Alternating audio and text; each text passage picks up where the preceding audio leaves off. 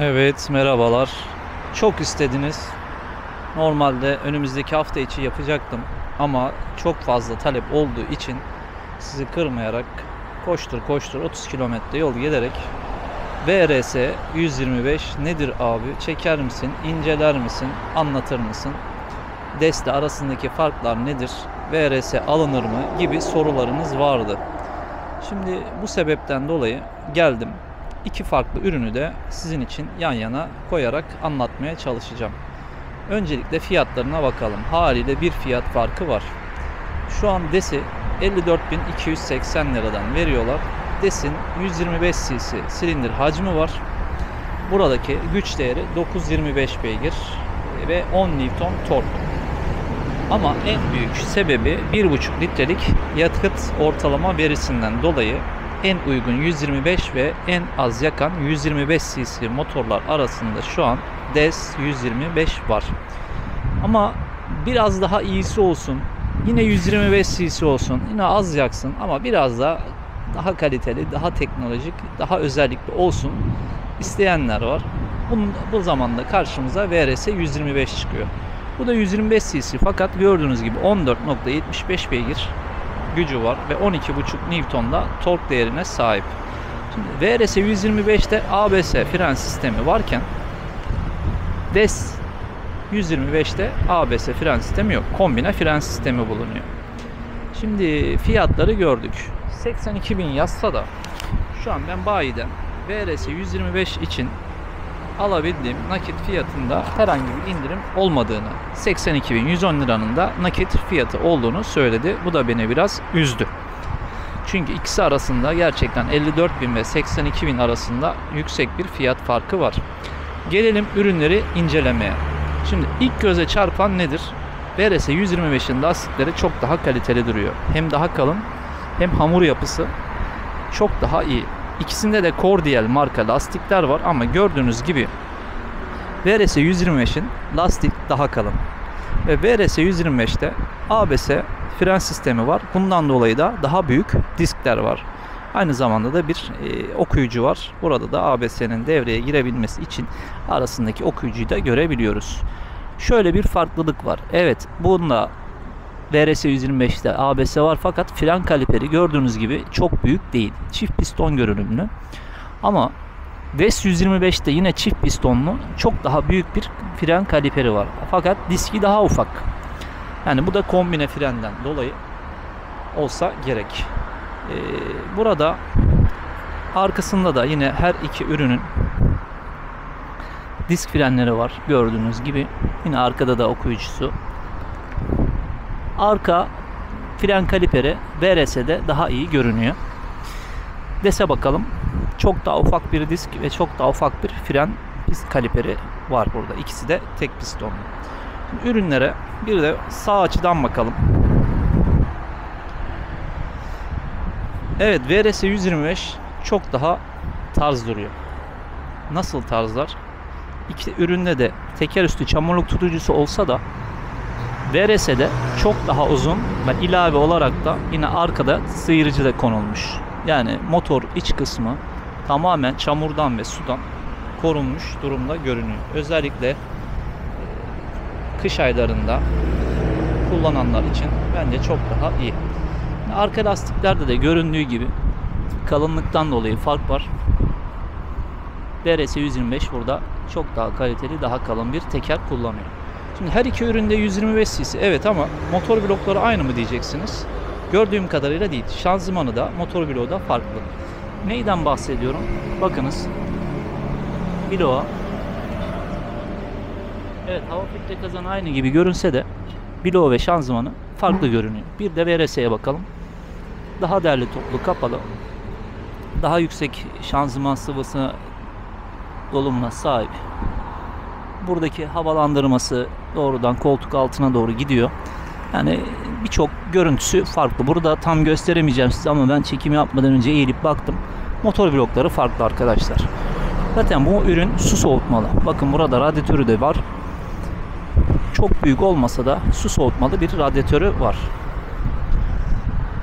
Kardeşinde bu hava soğutmalı. Artık kardeşi diyorum çünkü fiyatından ve özelliklerinden dolayı. Her iki üründe de koruma demiri ürünle beraber veriliyor. Bu arada da Freccia logosu var burada VRS 125'te. Şimdi kuyruk tasarımı açık ara VRS 125'te çok daha iyi. Neye istinaden? Bir kere sinyaller stop içerisinde değil, sağ sol daha belirgin olacak şekilde VRS'de dışarıya, yani kenarlara aktarılmış. Yine kuyruktaki sıyırıcı, egzozun dış görünüşü, tekerin kalınlığı. Yani VRS 125 çok daha albenili duruyor. Deste gördüğünüz gibi çok daha basit bir tasarım. Tümü bir stop lambasının içerisinde freni, parkı ve sinyalleri hepsi bir stop içerisinde toparlanmış. Egzoz keza aynı şekilde ve lastiğin inceliği de VRS'yi daha ön plana çıkarıyor DES'e göre. Yani her iki üründe de çanta demiri var. Ama DES'in çanta demiri arkaya doğru daha uzun. Bakın. VRS'de çanta demiri olsa da çok kısa. Buna ilave bir tabla gerekiyor olacak.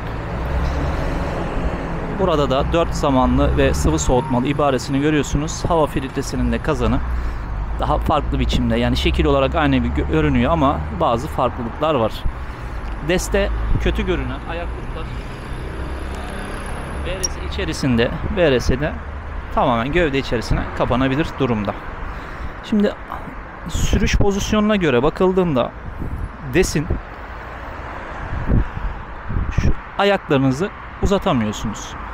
Daha bir dar alan var. Ama VRS'de ayağınızı nispeten biraz daha uzatabileceğiniz daha konforlu ve daha geniş bir orta bölüm bulunuyor. Burada görmüş olduğunuz gibi ufak da olsa. Ön bölmeleri aşağı yukarı aynı.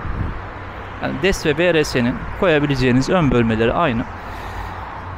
Her iki tarafta da sol kısımda USB şarj noktası var. Yani orta konsol neredeyse aynı bırakılmış. Yani ortada bir poşet askılığı var. Değişik olan gidon tasarımı ve ekranı. Görmüş olduğunuz gibi bunda stop butonu kırmızı, dörtlü butonu var ve çalıştırma butonu sağ tarafta. Ama çalıştırma butonu dörtlü bulunmuyor. Sadece stop butonu ve çalıştırma butonu konumlanmış sağ tarafa. Sol tarafa baktığımızda aynı. Sadece kornayla sinyalin yerleri değişmiş durumda. Bir de uzun kısa far düğmeleri biraz farklı. Ama ekranları doğrudan farklı. Bunda daha önceki videomda bakabilirsiniz. Sözde dokunmatik ekran var. Ama VRS'nin ekranını ben daha konforlu ve daha güvenilir buldum. Dışındaki koruyucudan dolayı hem tuşlarının basması daha kolay hem de ekran daha okunabilir. Hani VRS burada daha ön planda diyebilirim.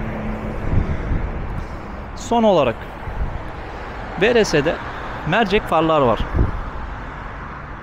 Uzunu ayrı, kısa ayrı olarak 4 farklı mercek var. Ama DES'te mercek bulunmuyor. Amortisörleri aynı görünüyor. Çamurluk, toz tutucuları var. Yapı ve çalışma mesafesi olarak da çamurluğundan dolayı çok belli olmasa da ben eğilip baktım çekim yapmadan önce. Ön süspansiyonları da aynı görünüyor. Rengi VRS'de daha boya olarak, materyal olarak daha canlı, daha parlak, daha böyle vernikli ve cilalı bir yapısı var. Ve görmüş olduğunuz gibi ABS logosunu da buraya konumlamışlar. Koltuk olarak DES'in selesi daha geniş. Tamamen sürücü odaklı. Ama artçısı görmüş olduğunuz gibi çok az bir mesafe kalıyor. Selesi daha kısa DES'te. VRS'nin selesi daha uzun. Fakat daha dar. Bu sizin oturuş pozisyonunuza bağlı olarak kimi geniş, kimi dar, kimi uzun, kimi kısa seviyor. Bu kişiden kişiye değişiklik gösterir.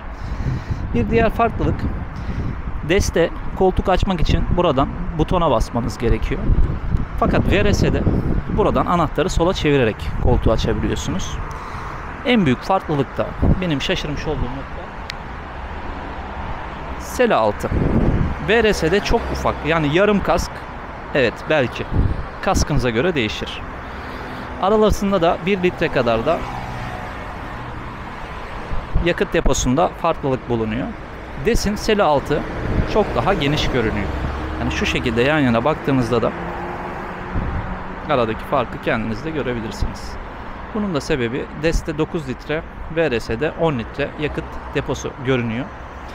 Ama VRS'nin yakıt ortalama tüketimi 2,5 litre, DES'te bu 1,5 litre. Yani arasında tabii ki fiyat farkları var, ürün farkları var. Toparlayacak olursak, DES ve VRS arasında kalacak olursak, fiyatını da geçersek, VRS'de ABS var, DES'te ABS yok. VRS sıvı soğutmalı, DES hava soğutmalı. VRS'nin lastikleri çok daha iyi. Lastik çap farkı var. 13 inç olarak yazmış spekte. Bakınız. Burada da 13 ama bu ürünün 12 inç lastikleri. Burada 12 inç yazmış. Doğru, fakat kalınlığından dolayı bu çapına da vurmuş. Gördüğünüz gibi Cordial 110 70-12 olarak ön lastiği var. Ama bazı web sitelerinde VRS için 13 inç lastik yazılmış.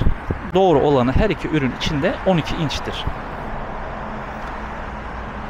Orta kısım VRS'de daha başarılı. Sürüş pozisyonu için ayağınızı bir nebze de olsa ileri uzatabilmeniz adına. Artçınız için evet, DES'te silikon kauçuklar var, kaydırmaz.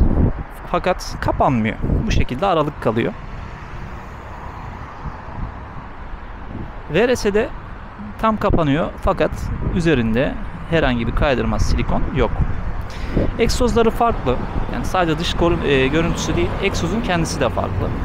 VRS'nin egzozu daha kaliteli duruyor. Tüp olarak daha uzun. DES'te daha kısa ve daha tombul bir tüp kullanılmış. Toparlayacak olursak, evet, VRS ne kadar rakamın hak eder bilmiyorum. Ama DES'e oranla çok daha kaliteli.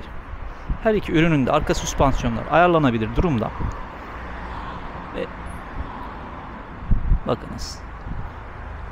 Ama DES'te daha kalın bakla dilimleri ve daha kısa kullanılmış.